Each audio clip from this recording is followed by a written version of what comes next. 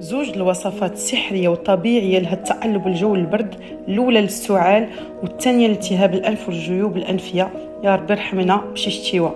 الوغ الوصفه الاولى كناخذ التشينه ولا ليمونه، كنعصرها في كاسرونه، كنزيد عليها ثومه محكوكه وطريفه سكينجبير محكوك، كنديرو مع العافيه مهيله، وكنبقى نخلط على ما كيتبخر شويه داك الماء.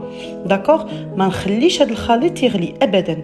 من بعد نصفيه بالصفايه في شي كويس ياك، ونبقى نمعس باش داك السكينجبير والثومه يكملوا المفعول ديالهم في داك الخليط.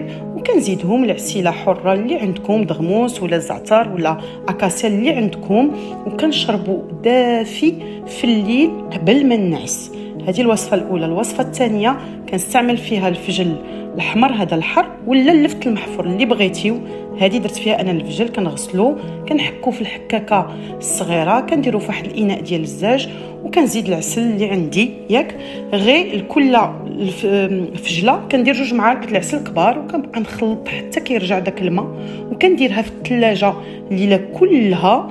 ولا غدا يا اما نبدا ناكل هذاك الخليط هكا بالفجل اللي فيه، ولا نصفيه وناخذ غير السيرو ديالو. الاكثر الوليدات كيسوبورتيو غير السيرو، معلقه صغيره للوليدات الصغار والمعلقه كبيره للكبار. الوغ هاد 2 الوصفات معتبرين لهاد الشتا وهاد البرد، وكنتمنى لكل شيء الشفاء.